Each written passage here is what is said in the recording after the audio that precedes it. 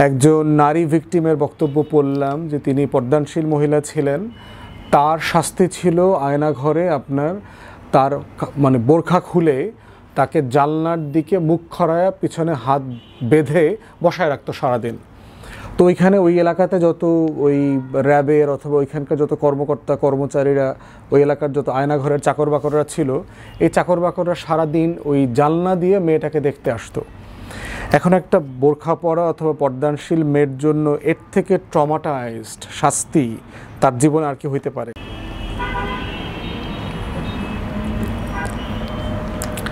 আজকে দেখলাম আপনার গুম কমিশনের যে রিপোর্ট, তার সেকেন্ড ফেজের রিপোর্ট সম্ভবত পাবলিশ করেছে। আপনারা জানেন যে গত বছর অক্টোবরে অন্তর্বর্তীকালীন সরকার ক্ষমতায় আসার পরে গুমের তদন্ত করবার জন্য একটা কমিশন করে দিয়েছে। কমিশনের খুব আন্তরিকতার সাথে অনেক পরিশ্রম করে কাজ করেছেন, কোনো সন্দেহ নাই। কিন্তু শুরু থেকেই আমরা যে দাবিটা করেছিলাম যে কমিশনটা আসলে গণতদন্ত কমিশন ফর্মে করা দরকার, পাবলিক হিয়ারিং হবে, গণশুনানি হবে, যেটা পরবর্তীতে আপনার অথবা লাইভ বিটিভি সম্প্রচার করবে। এবং এটার মডেল নিয়েও আমি বহুবার কথা বলেছি যে আমেরিকার সিনেট হিয়ারিংয়ের মতো, কংগ্রেশনাল হিয়ারিংয়ের মতো এই তদন্ত কমিশনটা ফাংশন করা দরকার। কারণ এটা বাংলাদেশের ইতিহাসের এত জঘন্যতম একটা অন্ধকার অধ্যায়, যেটাকে আসলে মানুষের জানানো দরকার, মানুষকে যে আসলে কি হয়েছে। হাসিনা যে লেভেলের অন্যায় করেছে গত 16 বছরে, আওয়ামী লীগ যা করেছে, কি করেছে। তো এখানে আমরা যতটুকু বললাম যে কয়েক হাজার মানুষ ইতিমধ্যে তাদের যে তদন্ত অথবা তাদের জীবনের যে বর্ণনা, ঘটনার স্টেটমেন্ট সেখানে কমিশনে জমা দিয়েছে এবং এটার পূর্ণাঙ্গ একটা তালিকা করে এর অ্যাগেনস্টে কোথায় কোথায় অপরাধ সংগঠিত হয়েছে সেটার একটা প্রতিবেদনও দেওয়া হয়েছে। এবং যেখানে যেখানে আন্তর্জাতিক অপরাধ ট্রাইব্যুনাল যেটা আছে আইসিটি, সেটার সাথে মিলে কাজ করা দরকার, সেটাও তারা করছে। সমস্যা যেটা হয়েছে যে এই কমিশনটা মানুষের গল্পগুলোকে যেভাবে পাবলিক প্লেসে আনা দরকার ছিল, এটা তারা কোনোভাবে আনতে পারে নাই। তারা খুব নীরবে প্রচুর ভালো কাজ করে, কিন্তু ভালো ব্রিফিং নাই। তারা প্রত্যেক দিন যে মানুষের গল্পগুলো আসতেছে, এই গল্পগুলোর যে ভয়াবহতা এবং এগুলোর সাথে কারা কারা আসলে জড়িত ছিল, সেটা আসলে মানুষের কাছে খুব পরিষ্কার হচ্ছে না। কিন্তু পৃথিবীতে আমরা দেখেছি, দক্ষিণ আমেরিকা থেকে শুরু করে পৃথিবীর বহু দেশে এই গণহত্যার যে কমিশনগুলো হয়েছে, সেগুলো আসলে সবসময় ওপেন ছিল। মানুষ সেখানে দেখতে পেরেছে কি হয়েছে, বর্ণনাকারীদের গল্পগুলো শুনেছে, গণমাধ্যম সেগুলো লাইভ ব্রডকাস্ট করেছে। সেই জায়গাটাতে এখানে ঘাটতি আছে। এবং আজকে পত্রিকাতে যেগুলো দেখলাম, আপনার যে নির্যাতন র্যাবের সেলগুলোতে আয়নাঘরে যে নির্যাতন হয়েছে, তার কিছু বর্ণনা সেখানে আসছে। যেমন ধরেন আপনার ওয়াটার বোর্ডিংয়ের কথা আসছে।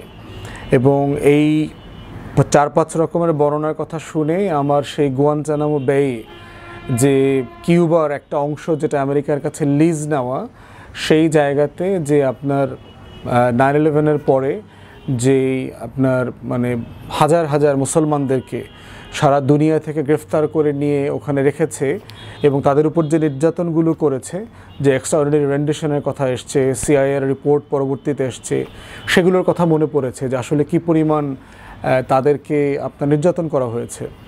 তো তার ভিতরে দেখলাম যে ওয়াটার বোর্ডিংয়ের কথা আসছে। ওয়াটার বোর্ডিং হচ্ছে যে আপনার শোয়ে গামছা দিয়ে মুখটা বেঁধে দেয়, বেঁধে দিয়ে তার উপরে কন্টিনিউ পানি ঢালতে থাকে। তো পানি ঢালতে ঢালতে যেটা হয় যে আপনার দম নিতে কষ্ট হয়, কথা বলতে পারে না, আর এর ভিতরে প্রশ্ন করতে থাকে কন্টিনিউ যে তুই এটা করছিস কিনা, তুই এটা করছিস কিনা, অমুকরে মারছিস কিনা, আওয়ামী লীগের বিরুদ্ধে এটা বলছিস কিনা, এই ধরনের কন্টিনিউ প্রশ্ন করতে থাকে। তো এখন বেচারা কি আসলে দম নেবে না প্রশ্নের উত্তর দেবে? একজন নারী ভিকটিমের বক্তব্য পড়লাম যে তিনি পর্দানশীল মহিলা ছিলেন, তার শাস্তি ছিল আয়নাঘরে তার বোরখা খুলে তাকে জানলার দিকে মুখ খড়ায়া পিছনে হাত বেঁধে বসায় রাখতো সারাদিন। তো ওইখানে ওই এলাকাতে যত ওই র্যাবের অথবা ওইখানকার যত কর্মকর্তা কর্মচারীরা, ওই এলাকার যত আয়নাঘরের চাকর বাকররা ছিল, এই চাকর বাকররা সারাদিন ওই জানলা দিয়ে মেয়েটাকে দেখতে আসতো।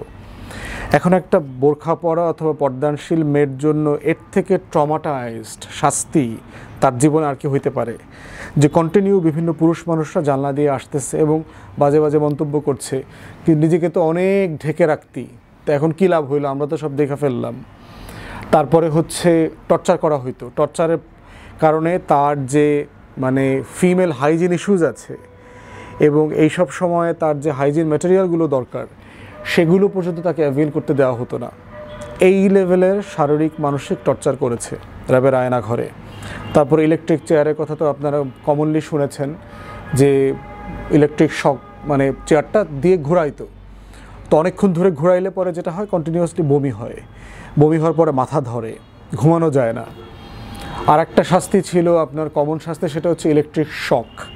পার্টিকুলারলি যেটা হয় যে বন্দিকে বলা হইতো যে তুমি পেশাব করো, তো পেশাব করা অবস্থায় ইলেকট্রিক শকটা দেওয়া হইতো প্রাইভেট পার্টে। তখন যেটা হইতো যে আপনার পুরো শরীরটা কেঁপে মনে হইতো যে সে উঠতেছে, কয়েকতলা বিল্ডিংয়ের ছাদের উপরে উঠে গেছে। ঘুমাইতে দেওয়া হতো না, আপনার 5,000, 10,000, 15,000 মেগাওয়াটের লাইট জ্বালায় রাখতো সারাদিন, তাকে ঘুমাইতে দেওয়া হতো না। তো এই স্লিপ ডেপ্রিভেশনের কারণে যেটা হতো, মানুষ পাগল হয়ে গেছে। বহু ছেলে মেয়ে আছে যারা আসলে চোখের সমস্যা হয়েছে, যেমন ব্যারিস্টার আরমান, যাকে কয়েক মাস আগে আপনার যার বর্ণনা শুনছিলাম, তো ব্যারিস্টার আরমান বলছিল যে তার 2টা চোখ বেঁধে রাখার কারণে এবং অনেক লাইটে ঘুমাইতে না পারার কারণে বহু বছর 7-8 বছর ধরে চোখ দুটোর পাওয়ার হয়ে গেছে এবং চোখের সার্জারি করতে হয়েছে। তাহলে এই লেভেলের নির্যাতন, এবং এই কমিশনে বলেছে যে এই কমিশনে গুম খুনের সাথে হাসিনার সরাসরি জড়িত।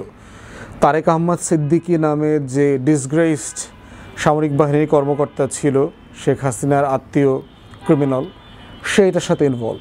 ইভেন ভারতের ইনভলভমেন্টের কথাও এখানে আসছে, যে গুম করা, ওই পারে ফেলে দেয়া, নির্যাতন করার সাথে ভারতও স্টাবলিশমেন্ট আকারে এখানে ইনভলভ ছিল।